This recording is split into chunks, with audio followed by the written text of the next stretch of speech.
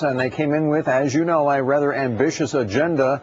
Many of the issues they wanted passed had an impact on business. So with them in recess at the moment, we thought we'd take a pause and give them a grade of sorts and assess some of the issues. Have the Democrats been good or bad for business? That's the question, and we turn to a trio of guests for a report card of sorts on the Democrats in Congress. Dan Mitchell, Senior Fellow at the Cato Institute. Faiz Shakir is the Director of Research at the Center for American Progress, and John Berlau is an Economic Policy Fellow at the Competitive Enterprise Institute. Thank you, gentlemen. Good to see you all. Thanks for joining us today. Thank you. Thank you for having me. Very quickly, let me just give you 20 seconds each to give the Democrats a grade, a letter grade, on how they have done relative to issues pertaining to business. John, you first. I would say C+, maybe even a B-. The markets seem to like gridlock when two different parties hold two different branches, and sometimes very few things get done.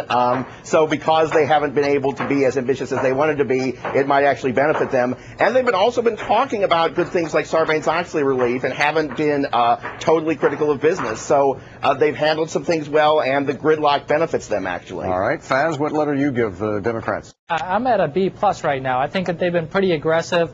My only complaint largely revolves around Iraq, which doesn't have to do with business. But I think they've been moving ahead on a price gouging bill, cutting the tax breaks for oil companies, minimum wage hike, cutting federal student loan interest rates. So I think there's a lot of good things there, and I think they're pushing ahead, and they've passed almost everything that they campaigned on. Okay.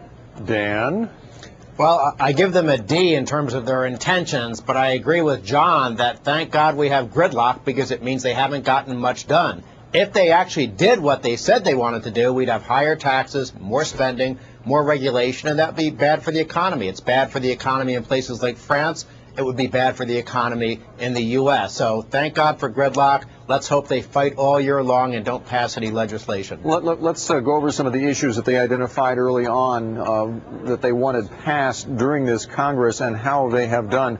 First, the minimum wage. That was the first piece of legislation. It passed in both the House and the Senate. The President signed it. John, good or bad for business? I would say it may have a minimal effect for business. I would think as with all minimum wage hikes, it's bad for workers at the lower end because it could reduce the opportunity at the first rung of the ladder. But overall, I don't see that having that big an impact on business. Faiz? No, absolutely not. I disagree with John. I think that it's actually most beneficial towards those at the bottom rung. You know, this has been an economy that has really benefited those at the highest rung, hasn't done much for people in the middle class or below. And so what the Democratic agenda has been and what they came into power with was an agenda for the middle class, and they've moved on. I think the minimum wage was #1 on the priority list, and they've got it done. And I think you're going to see people in the lower tier economic class start to feel some of the benefit in the next few years from a minimum wage hike that goes from $5.15 to $7.25 over the course of 3 years. So break the tie for us, Dan. One thumb down on minimum wage. Minimum wage is a bad idea. It shouldn't even exist. I don't see good for low-income workers to be thrown out of jobs. If the minimum wage is really a good idea, why not set it at $100 an hour? We all know it's going to cause joblessness among some people. And incidentally, it's no great credit to the Democrats that they got it through. The only reason it went through is they were able to add it to the Iraq war spending bill. Otherwise, the Democrats were being very incompetent in getting it through. I actually was keeping my fingers crossed it would stay that way. Let's go to the next issue, the ability to, in an age when healthcare costs are skyrocketing, the ability to negotiate prescription drug costs. It passed the House, didn't in the Senate. The President was going to veto it anyway. John, would that have been a good idea, or what do you make of their inability to get that through the full Congress? I'm very glad they were unable to get that through. It would have been a horrible idea. For that big a market, it would have been de facto price controls, hindered drug development, and they smartly have backed off on that a little bit. And even some of their normal interest groups, like the American Association of Retired Persons, have been critical of them on that. But they've backed off on that a little bit, and hopefully they will continue. That will not pass, and that would be better for them if it doesn't pass. Faiz? Right now, the deal is that insurance companies are the ones who are negotiating prices on behalf of Medicare recipients. I mean, that's a terrible deal for anybody who's on the prescription drug benefit program. What this bill is trying to do is empower the government to go in and negotiate for them. That's the right way to do it if you actually want to get a good deal. And so I think, it's passed in the House, and it didn't get 60 votes in the Senate because you have still a few senators who are beholden, of course, to the pharmaceutical industry. Very quickly, Dan, because I want to get this third issue in as well. Price controls are a bad idea. If we want new drugs developed, if we want to save lives in the future, we don't want price controls on pharmaceuticals. Finally, an issue that they even did studies on. They asked members of the oil industry if they would be willing, in an age when the profitability is so high, to give up some of these tax breaks that were passed a few years ago. Some of them said yes. The issue passed the House. It's making its way through the Senate, even though the president objects to it right now, though. But, John, I mean, the oil industry would, by all accounts, be able to afford this, wouldn't they?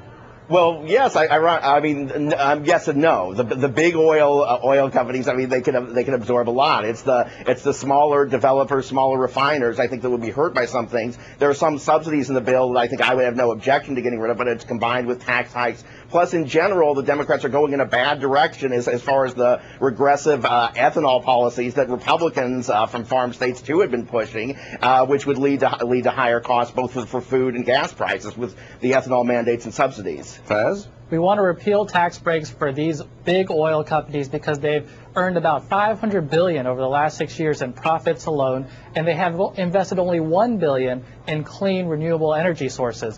This is an attempt to say, hey, get your act together. Let's start working towards the future. As for refiners, they're only at 50% of their supply capacity. They could be doing a lot more. They're banking in from a high gas rate or high gas prices, but they're not actually outputting at the rate that they could be. And finally, Dan, killing tax breaks for big oil. Good idea, bad idea?